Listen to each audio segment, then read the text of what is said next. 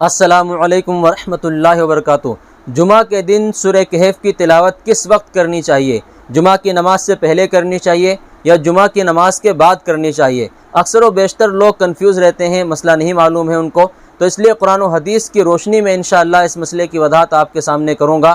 سورہ کہف کی فضیلت کیا ہے، پہلے اس کو آپ سمجھ لیجئے۔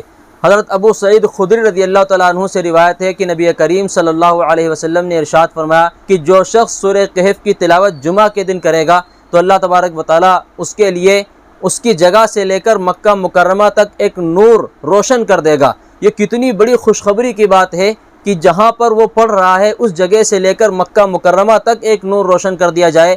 اس سے اس کی عظمت کا اندازہ لگایا جا سکتا ہے سورہ کہف کی تلاوت کا۔ اور ابو سعید خدری رضی اللہ تعالیٰ عنہ ہی سے روایت ہے کہ نبی کریم صلی اللہ علیہ وسلم نے ارشاد فرمایا کہ جو شخص سورہ کہف کی تلاوت جمعے کے دن کرتا ہے تو اس جمعے سے لے کر اگلے جمعے تک اس کے لیے نور روشن کر دیا جاتا ہے۔ یہ بھی بہت بڑی فضیلت کی بات ہے۔ جو آج کل لوگ شکایت کرتے ہیں کہ عبادات میں دل نہیں لگتا، پریشان رہتے ہیں، تو نور روشن ہونے کا مطلب کیا ہے کہ عبادات میں دل لگے گا، پورا ہفتہ وہ خوش و خرم رہے گا، اور عین ممکن ہے کہ اللہ تبارک و تعالیٰ اس کو گناہوں سے بھی محفوظ رکھے۔ اس لیے ہر جمعے کو اگر کوئی شخص سورہ کہف کی تلاوت کر لیتا ہے تو اس طریقے سے پورے سال پوری زندگی اس طرح سے اس کے لیے نور ایک روشن رہے گا مسلسل۔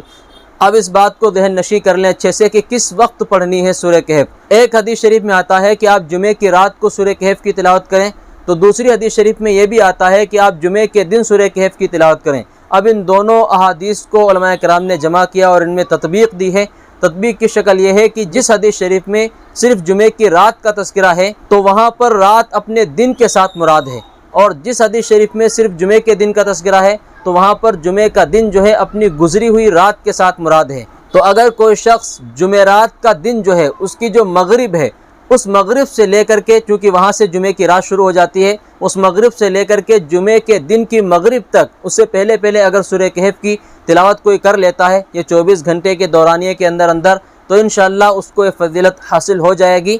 تو اس لیے خاص طور پر اس کی کوشش کریں کہ کوئی بھی جمعہ خالی نہ جانے پائے، آپ سورہ کہف کی تلاوت ضرور کر لیا کریں، اور جتنی جلدی ہو سکے اتنی جلدی بہتر ہے۔ اللہ تبارک و تعالی ہم سب کو پابندی کے ساتھ سورہ کہف کی تلاوت کرنے کی توفیق عطا فرمائے اور اس کے برکات سے مستفید ہونے کی توفیق عطا فرمائے۔